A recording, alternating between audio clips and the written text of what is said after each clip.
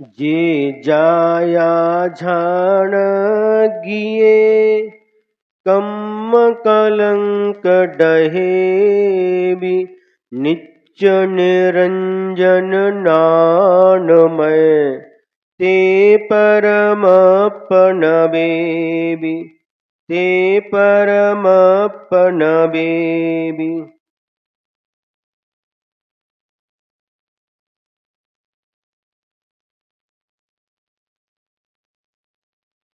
दोहा सूत्र नंबर 96।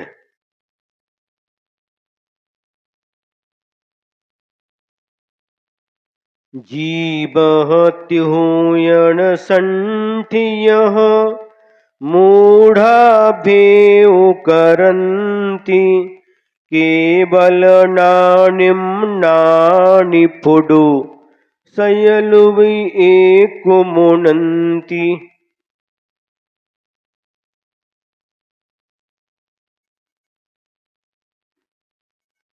त्रिभुवन संस्थितानां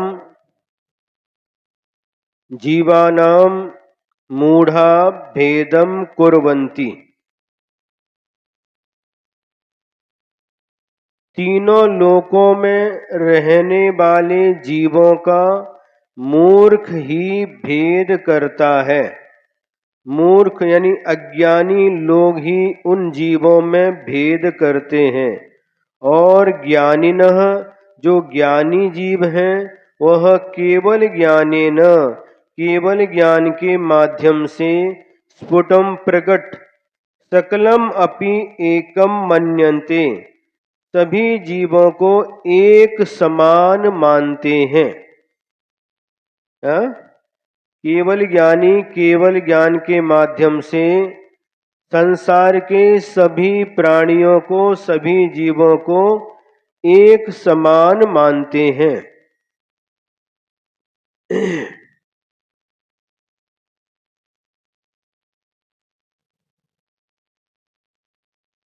उदाहरण दे रहे हैं। श्वेत कृष्ण रक्तादि भिन्न भिन्न वस्त्रैः वेष्टितानां षोडश वर्णिकानां भिन्न भिन्न सुवर्णानां यथा व्यवहारेण वस्त्र वेष्टन भेदेन भेद। क्या उदाहरण दे रहे हैं कि जिस प्रकार से अलग अलग कपड़ों में सोने को लपेट करके रखा है। 16 बानी का सोना है अलग अलग कपड़े में, एक सफेद कपड़े में लपेट कर रखा, काले कपड़े में लपेट कर रखा, लाल कपड़े में लपेट करके रखा। तो उस अपेक्षा से उनमें भेद होता है, वस्त्र की अपेक्षा से भेद होता है ना। वस्त्र के जो रंग है उस अपेक्षा से भेद होता है। जो सफेद कपड़े में रखा है वह सोना लेकर के आओ, लाल कपड़े में रखा हुआ है सोना लेकर के आओ, जो काले कपड़े वाला सोना है उसको लेकर के आओ, नीले रंग के कपड़े में रखा है उसको लेकर के आओ। तो कपड़े के भेद की अपेक्षा से सोने में भेद कहा जाता है, लेकिन सोने में तो कोई भी भेद नहीं है। उसी प्रकार से त्रिभुवन संस्थितानां जीवानां व्यवहारेण भेदम दृष्ट्वा निश्चयेन अपि मूढ़ा भेउ करन्ति मूढ़ात्मानः भेदम कुर्वन्ति। उसी प्रकार से तीनों लोकों में जो जीव हैं व्यवहार की अपेक्षा से भेद देख करके, है ना, निश्चय से भी मूढ़ आत्मा भेद करते हैं। भेद किस अपेक्षा से है? व्यवहार की अपेक्षा से भेद है, शरीर के भेद की अपेक्षा से भेद होता है। किसी का शरीर देव का शरीर है, वैकृक शरीर है, किसी का नारकी का शरीर है, किसी का देवों का शरीर है, किसी का मनुष्यों का शरीर है और त्रियंचों का शरीर है। तो शरीर की अपेक्षा से जीवों में भेद होता है। ये कौन सी गति का जीव है? ये मनुष्य गति का जीव है। चींटी कौन सी गति की जीव है? वह त्रिंच गति की जीव है। हिरण कौन सी गति का जीव है? वह त्रिंच गति का जीव है। खरगोश कौन सी गति का जीव है? त्रिंच गति का जीव है। तो ये शरीर की अपेक्षा से भेद होते हैं। और त्रिंचों में भी जो जल में रहने वाले जीव हैं उनको जलचर जीव कहते हैं। मछली है, मगरमच्छ है ना, ये जलचर जीव कहलाते हैं। और जो धरती पर रहते हैं वह थलचर कहलाते हैं। हाथी, घोड़ा, गाय, भैंस, बकरी, खरगोश, हिरण आदि। और जो आकाश में उड़ते हैं उनको नभचर कहते हैं। जितने भी पक्षी हैं, मोर है, कोयल है, चिड़िया है, तोता है, मैना है, ये जितने भी उड़ने वाले पक्षी होते हैं ये नभचर कहलाते हैं। इस प्रकार से ये भेद शरीर के माध्यम से होता है। शरीर को लक्ष्य में रख करके भेद होता है। वस्तुतः आत्मा में कोई भी भेद नहीं है। चारों गतियों में 84 लाख योनियां हैं और प्रत्येक योनि में जीव भरे हुए हैं। तो शरीर की अपेक्षा से तो हम भेद करते हैं, लेकिन आत्मा की अपेक्षा से देखें तो इनमें कोई भी भेद नहीं होता। वो तो तिरंज गति का ही है। हाँ, सर्प जो है तिरंज गति का ही है। हाँ, तो इसमें कुछ जीव ऐसे रहते हैं जो उड़ने वाले हैं।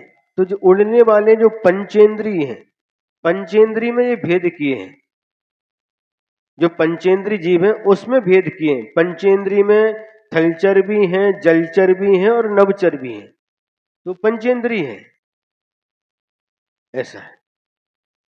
तो जैसे हमने उदाहरण दिया था, दीपक का उदाहरण दिया था। दीपक अलग अलग प्रकार के होते हैं। कोई सोने का दीपक है, कोई चांदी का दीपक है, कोई पीतल का है, कोई तांबे का है, कोई स्टील का है और कोई मिट्टी का है। दीपक में तो अंतर दिखाई देता है, लेकिन जब उसके अंदर तेल या घी डाल करके कापूस की, रुई की बाती बना करके उसमें डाल देते हैं और उस बाती को प्रज्वलित करते हैं, और जब प्रज्वलित करने के बाद जो ज्योति दिखाई देती है उस ज्योति में कोई भी अंतर नहीं है। ये सोने की जो ज्योति, सोने के दीपक की ज्योति अलग हो, चांदी के दीपक की ज्योति अलग हो और मिट्टी के दीपक की ज्योति अलग हो, ऐसा नहीं है। ज्योति सबकी एक समान है, सिर्फ दीपक में ही अंतर है। उसी प्रकार से ये शरीर दीपक के समान है। शरीर की अपेक्षा से तो अंतर पाया जाता है, लेकिन ज्योति, आत्मा ज्योति के समान है। जिस प्रकार ज्योति में कोई अंतर नहीं है, उसी प्रकार से आत्मा में, सभी की आत्मा में कोई भी अंतर नहीं है। सभी की आत्मा एक समान है, ऐसा समझना चाहिए।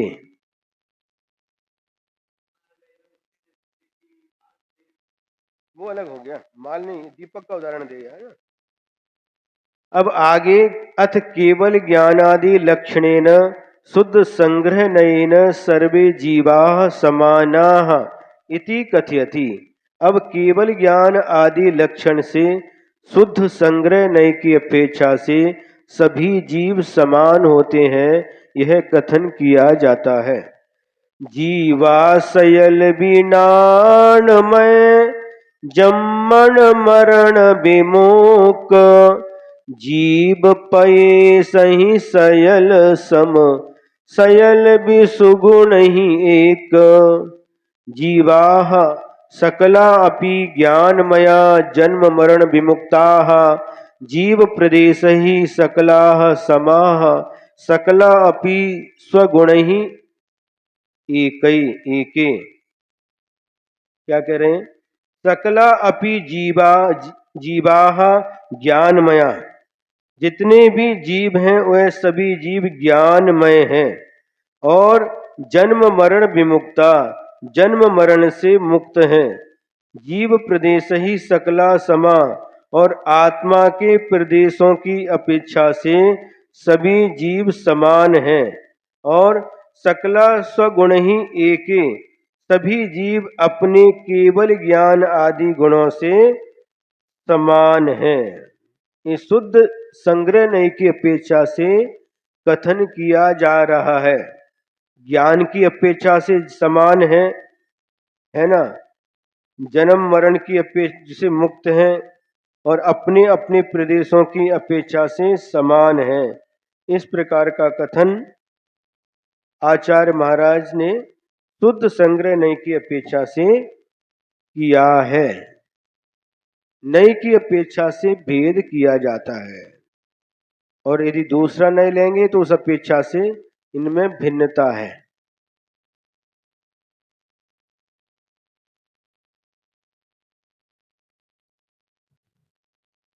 अथ जीवानां ज्ञान दर्शन लक्षणम प्रतिपादयति। अब जीवों के ज्ञान दर्शन लक्षण का प्रतिपादन किया जाता है।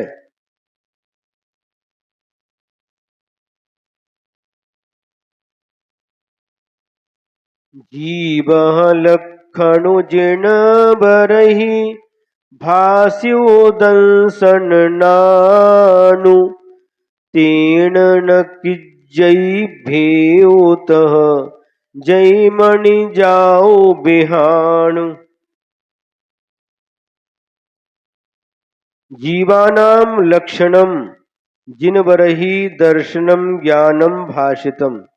जिनेन्द्र भगवान ने जीवों का लक्षण ज्ञान और दर्शन कहा है, इसलिए तेषाम भेदः न क्रियते, उन जीवों में भेद मत करो। यदि मनसी विभातः जाता, क्योंकि अगर तेरे मन में ज्ञान रूपी सूर्य का उदय हो गया है, तो हे शिष्य तू सबको समान समझ, एक समान समझ, इनमें भेद मत कर। हे शिष्य, तेरे मन में, तेरे अंदर, तेरी आत्मा में यदि ज्ञान रूपी सूर्य का उदय हो गया है, तो इन जीवों में तू भेद मत कर। सभी जीवों का एक ही लक्षण है, ज्ञान और दर्शन, ऐसा जिनेन्द्र भगवान ने कहा है। हाँ, गति चार है, एक कथन बराबर है, लेकिन सभी गतियों में रहने वाले जो जीव हैं, उन सभी ही जीवों का लक्षण ज्ञान और दर्शन है। इस अपेक्षा से कोई भेद नहीं है। ज्ञान दर्शन लक्षण सभी जीवों का समान है, इसमें कोई भी अंतर नहीं है। क्यों मृकर, समझ में आया? शरीर की अपेक्षा से तो भेद है, लेकिन आत्मा की अपेक्षा से और आत्मा के गुणों की अपेक्षा से, ज्ञान दर्शन गुण जो है सभी आत्मा के पास है, और प्रदेशों की अपेक्षा से सभी जीवों की आत्मा के प्रदेश असंख्यात असंख्यात ही हैं। तो इस अपेक्षा से कोई भी भेद नहीं है। इस प्रकार से हमें अच्छी तरह से समझना चाहिए। प्रदेश मतलब जो देखो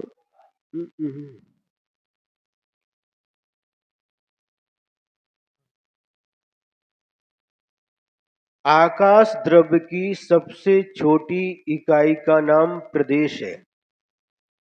पुद्गल द्रव्य की सबसे छोटी इकाई का नाम अणु है, परमाणु है। और काल द्रव्य की सबसे छोटी इकाई का नाम समय है। तो आकाश द्रव्य का सबसे छोटा जो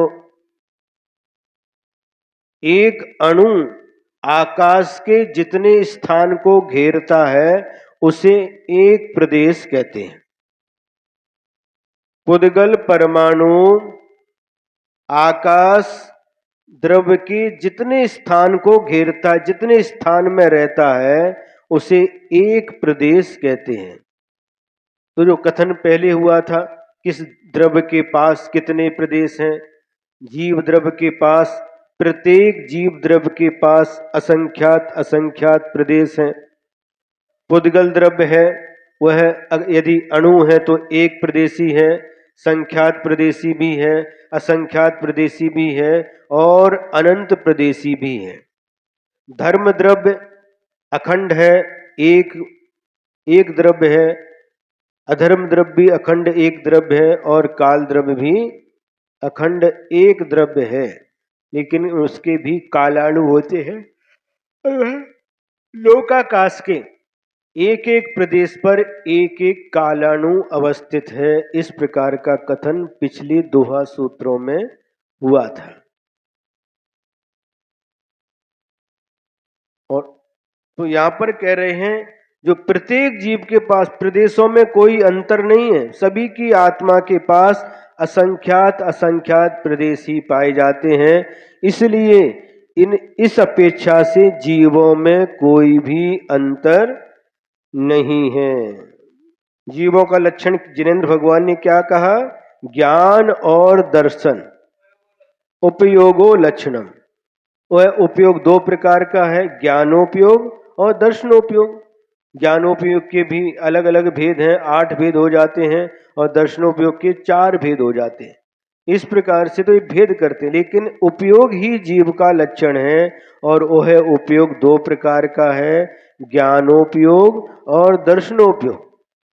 तो ज्ञान और दर्शन से रहित कोई भी जीव नहीं है, ऐसा जिनेंद्र भगवान ने कहा है कि जीव का लक्षण ज्ञान और दर्शन है। मैं नहीं कह रहा हूं, जिनेंद्र भगवान ने जो कहा है वही मैं दोहरा रहा हूं। इसलिए उन जीवों में भेद मत कर, सभी का लक्षण एक ही है, सभी के पास ज्ञान दर्शन है।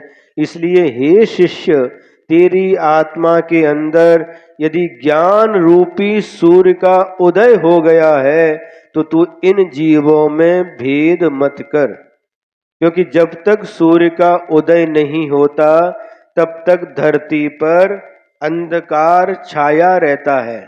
और उस अंधकार के समय जो पदार्थ जहां पर जैसे रखे हैं वह दिखाई नहीं देते। कब दिखाई देते हैं? जैसे ही सूर्य का उदय होता है और सारे के सारे पदार्थ, कौन सी वस्तु कहाँ रखी है, सूर्य के प्रकाश में दृष्टिगोचर होने लगते हैं, दिखाई देने लगते हैं। एक बूढ़ी अम्मा जी थी और उनके पास एक सुई थी, और सुई से वह कपड़ा सिलती थी, और एक बार सुई गिर गई और उसको वो ढूंढ रही थी। अब ढूंढ रही थी लेकिन सुई मिल नहीं रही थी। तो कोई व्यक्ति वहां से गुजरा और उसने कहा, क्यों दादी अम्मा, क्या ढूंढ रही हो?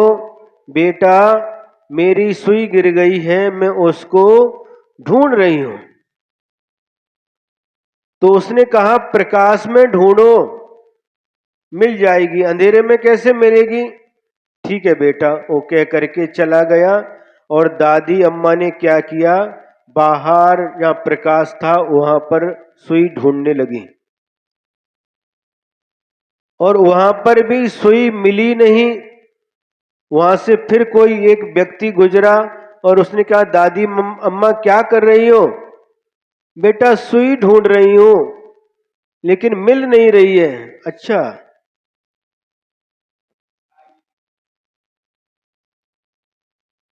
कब से ढूंढ रही हो? बहुत देर से ढूंढ रही हो लेकिन सुई मिल ही नहीं रही है। अच्छा दादी अम्मा, फिर सुई गिरी कहाँ थी? सुई अंदर गिरी थी। तो अंदर ढूंढो, बाहर क्यों ढूंढ रही हो? अरे भैया, तुम्हारे जैसा एक आदमी इधर से निकला था, उसने कहा कि अंदर अंधेरे में क्यों ढूंढ रही हो, प्रकाश में ढूंढो। तो प्रकाश बाहर था, उजाला बाहर था, इसलिए बाहर ढूंढ रही हूं। अरे उसने ठीक कहा था। इसका मतलब प्रकाश में ढूंढो का मतलब है सुई जहां गिरी है वहां प्रकाश करके उस सुई को ढूंढो। अच्छा, फिर उसने क्या किया, एक दिया जलाया और दिया जला करके उस सुई को ढूंढने लगी तो सुई मिल गई। मतलब क्या है, जहां सुई गिरी है वहां प्रकाश करके ढूंढो। तो प्रकाश होते ही छोटे भी पदार्थ और बड़े भी पदार्थ सारे के सारे दिखाई देने लगते हैं। और जब अंधेरा होता है तो आदमी भी दिखाई नहीं देता, आदमी भी आदमी से टकरा जाता जब अंधेरा होता है। अंधेरे में इतना बड़ा आदमी भी दिखाई नहीं देता। अरे आदमी तो छोड़ दो, अपना ही हाथ अपनी ही आंखों से दिखाई नहीं देता।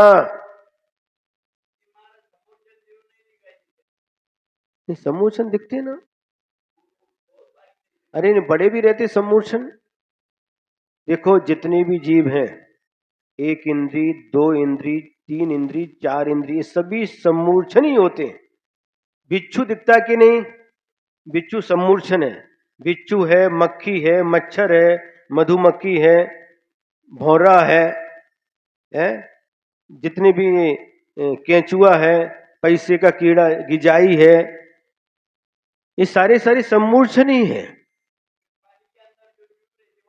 तो उनमें सम्मूर्छन में दो भेद होते हैं, एक बादर, एक सूक्ष्म। जो बादर होते हैं वह हमें दिखाई देते हैं, लेकिन जो बहुत सूक्ष्म होते हैं वह हमारी दृष्टि का विषय नहीं बनती। हाँ, समझ में आ गया। तो इस प्रकार से, जिस प्रकार से सूर्य के प्रकाश में सारे के सारे पदार्थ दृष्टिगोचर होते हैं, दिखाई देते हैं, उसी प्रकार से जब आत्मा के अंदर ज्ञान रूपी सूर्य का उदय हो जाता है तो सारे के सारे पदार्थ जो जिस रूप में हैं, जैसे हैं, जहाँ हैं, वह उसी रूप में वैसे ही जहाँ पर हैं वैसे ही उनको दिखाई देने लगते हैं। इसलिए ये बाहरी प्रकाश में वह दिखाई नहीं देंगे, लेकिन अंदर का प्रकाश चाहिए। आत्मा के अंदर ज्ञान रूपी प्रकाश का होना अति आवश्यक है। जब तक अपनी आत्मा के अंदर ज्ञान रूपी सूर्य का उदय नहीं हुआ तब तक वह दिखाई देने वाले नहीं है।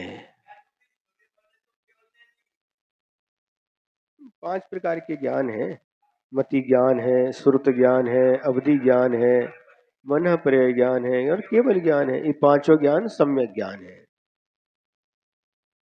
अब कहते हैं अथ शुद्धात्म नाम जीव जाति रूपेण एकत्वम दर्शयति। अब शुद्धात्मा के जीव जाति की अपेक्षा से एकत्व दिखाते हैं। बंभ भुवनि बसंता जे न विभेउ करंती ते परमपयासयर जोई विमलु मुनंती। ब्रह्मणाम भुवने वसताम ये नैव भेदम कुर्वन्ति ते परमात्म प्रकाश कराह योगिन विमलम जानन्ति। क्या कह रहे हैं, भुवने बसता ब्रह्मणा भेदम ये नैव कुर्वन्ति। इस 3 लोक में रहने वाले जीवों में जो भेद नहीं करते ते वे परमात्म प्रकाश करहा, वो परमात्मा के प्रकाश करने वाले हैं। योगिन हे योगी विमलम अपने निर्मल आत्मा को जानंती जानते हैं, इसमें संदेह नहीं है। हे योगी, हे शिष्य, यद्यपि जीव राशि की अपेक्षा जीवों की एकता है तो भी प्रदेश भेद से प्रकट रूप से सब जुदे जुदे हैं। जैसे कहा जीव, और जीव कहने मात्र से इन 3 लोकों में जितने जीव हैं सभी जीव उसमें आ जाते हैं। फिर भेद करते हैं, संसारिणो मुक्ताश्च, संसारी जीव अलग हैं और मुक्त जीव अलग हैं। अब संसारी के फिर भेद करते हैं। संसारिणस त्रिस्थावराः, संसारी जीवों के दो भेद हैं, त्रस और स्थावर। पृथ्वी तेजो वायु वनस्पतियां स्थावराः, पृथ्वी कायिक, जल कायिक, अग्नि कायिक, वायु कायिक और वनस्पति कायिक, ये 5 स्थावर जीव के भेद हैं।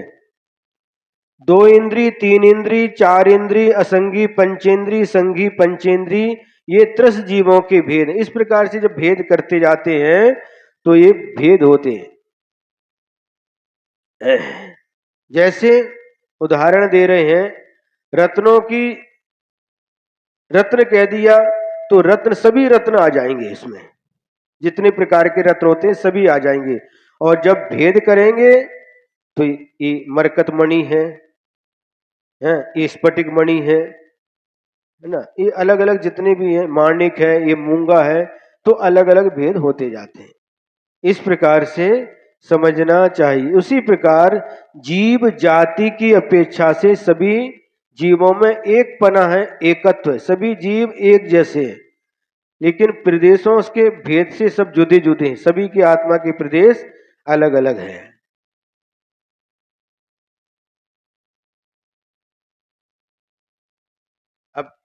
अब एक जो अन्य मत को मानने वाला है,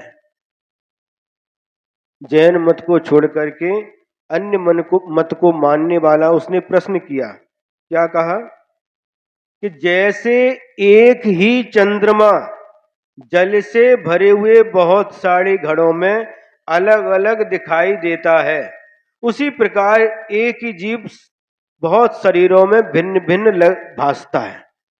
उसने प्रश्न किया तो गुरु महाराज ने समाधान दिया, जो बहुत जल के घड़ों में चंद्रमा की किरणों की उपाधि से जल जाति के पुद्गल ही चंद्रमा के आकार में परिणत हो गए हैं, लेकिन जो आकाश में स्थित चंद्रमा तो एक ही है, चंद्रमा तो बहुत स्वरूप हो नहीं हो गया।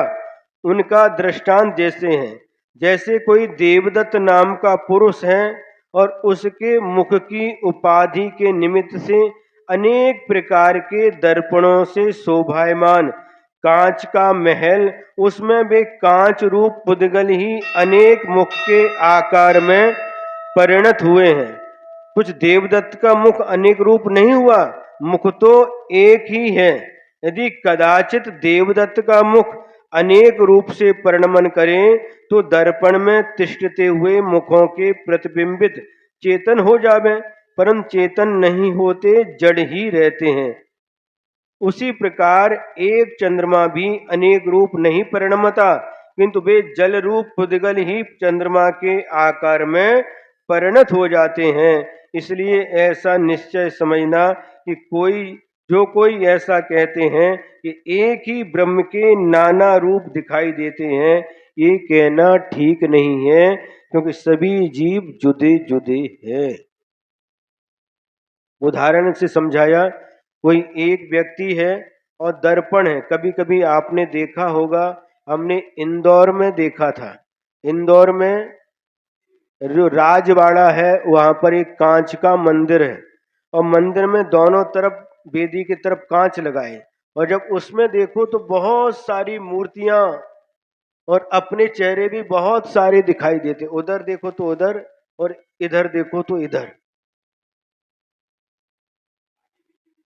आगे पीछे भी दिखते हैं। और कई प्रकार के ऐसे 6-7 लगा देते हैं, तो उसमें सामने सब प्रकार का दिखता है, पीठ का भी दिखता है, साइड का भी दिखता है, इधर का भी दिखता है, और मुख भी अलग अलग प्रकार के दिखते हैं। और कई गांच ऐसे रहते हैं कि ऊपर का बड़ा दिखता है, नीचे का छोटा हो जाता है, ऊपर का छोटा है, नीचे का, अलग अलग प्रकार के। कांच का परिणमन है, मुख वैसा नहीं होता, मुख तो एक ही है, लेकिन सामने कांच दर्पण अलग अलग प्रकार से, जैसा सामने रूप रहता है उसी प्रकार से अलग अलग रूप से परिणमन करता है, वो कांच की विशेषता है। इसी प्रकार से वह जीव तो अलग अलग है, एक ही जीव सभी में नहीं है, सभी जीव अलग अलग हैं, यह इसका भावार्थ हुआ। अब 100 नंबर का दोहा सूत्र आता है, सर्व जीव विषय समदर्शित्व मुक्ति कारणम इति प्रगटति। सभी जीवों के विषय में समानता रखना यही मुक्ति का कारण है। राय दोष बे परिहरिबि जे सम जीव नियंति ते समभावी परेठिया लहु निवाणुलहंति। राग द्वेषौ दौ परिहृत्य ये समान जीवान पश्यन्ति ते समभावे प्रतिष्ठिताः लघु निर्वाणम लभन्ते।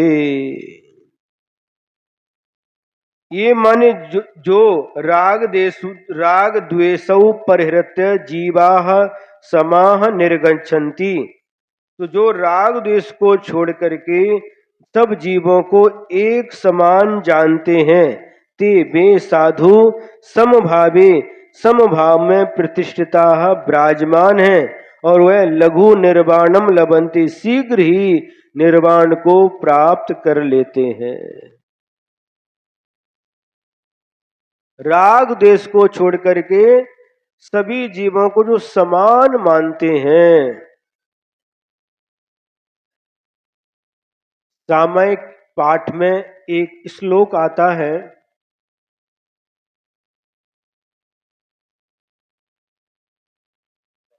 सामयिक किसे कहते हैं उसके लिए एक श्लोक दिया है।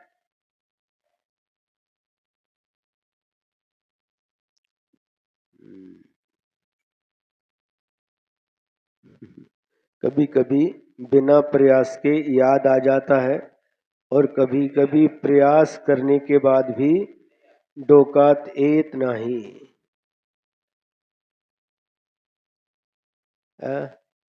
समता में सर्वभूतेषु संयमे शुभ भावना आर्त रौद्र परित्यागस तद्धि सामयिकम मतम। याद आ गया, देखो क्या, समता में सर्वभूतेषु सभी भूतों में मेरी समता है। भूत मतलब क्या, हाँ जीव का, वो भूत नहीं लेना, जो देव रहते ना भूत पिशाच उनको नहीं लेना। सभी भूत माने सभी जीव, सभी प्राणियों में समता में सर्वभूतेषु सभी प्राणियों में मेरे मन में समता भाव है। ये मनुष्य है, ये त्रियंच है, पशु पक्षी है, देव है, नारकी है, इन सभी जीवों में मेरे समता भाव समान भाव है। जब यही समता भाव उनके अंदर, उन महामुनीश्वर के अंदर बहुत गहरा चला जाता है, तो बाहर से उनकी गोदी में आकर के मेढक भी खेलते हैं और सांप भी आकर के उनके शरीर पर चढ़ जाते हैं। भगवान बाहुबली, उन्होंने दीक्षा लेकर के 1 वर्ष तक खड़े रह करके तपस्या की और 1 वर्ष तक लगातार खड़े रहे और आपने बाहुबली भगवान की जितनी भी मूर्तियां हैं उनको देखा होगा, श्रवण बेलगोला में देखा होगा, कारकल में देखा होगा, है ना, और तो दूर अपने श्री रामपुर के ऊपर के मंदिर में भी बाहुबली भगवान की प्रतिमा है। तो बाहुबली भगवान की प्रतिमा के शरीर पर पैरों से लेकर के ऊपर तक बेल लिपटी है और इसके बाद सांपों ने भी पैरों के पास बिल बना लिए, दिख रहे, निकल रहे दिख रहे हैं, और पक्षियों ने भी घोंसला बना लिए। 1 साल तक भगवान हिले नहीं, भगवान बिल्कुल स्थिर रहे। ऐसी स्थिति हो गई, शरीर पर छिपकली भी घूम रही है। क्यों, सुन रहे कि नहीं, छिपकली चढ़ गई शरीर पे, घूम रही है, सर्प भी चढ़ रहे हैं और भगवान ये कहते समभाव, समता भाव में इतने तल्लीन हो गए, उनके मन में कोई भी भेदभाव नहीं है। ये भी एक जीव है, सर्प भी एक जीव है, छिपकली भी जीव है, पशु पक्षी जितने हैं वो सब जीव हैं, किसी भी प्रकार से भेद नहीं करते। समझ में आ रहा कि नहीं? और हम थोड़ा सा चींटी भी चढ़ गई शरीर पर, चींटी ने मान लो काट दिया तो क्या करते देखो। और भगवान 1 साल तक बाहुबली स्वामी खड़े हैं, बेल चढ़ गई, कितने सारे पक्षी बैठे उनके ऊपर, पक्षी भी आकर के बैठते हैं, उनको क्या समझते हैं? ये तो पत्थर की मूर्ति समझते उनको। तिन सुथिर मुद्रा देख मृगगण उपल खाज खुजावती। वह मुनि महाराज जब ध्यान में समता भाव में इतने तल्लीन हो जाते हैं कि उस समय जो जंगल में रहने वाले हिरण आदि हैं वह आकर के उनको पत्थर की मूर्ति समझते, इतने स्थिर हो जाते और अपने शरीर की खुजली उनके शरीर से घिस करके खुजाते हैं। ऐसी स्थिरता इस समता भाव के माध्यम से आती है। कितना आज दोपहर में आओ तो राग देश दोनों को छोड़ करके न किसी जीव के प्रति राग करते, राग मतलब प्रेम नहीं करते, और किसी जीव के प्रति द्वेष नहीं करते। राग द्वेष छोड़ करके वे सभी जीवों को समान देखते हैं।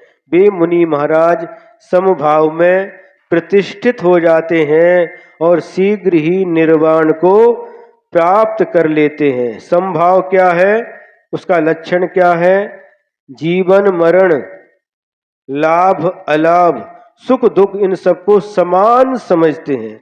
शत्रु और मित्र इन दोनों को समान समझते, कोई भी भेद नहीं करते।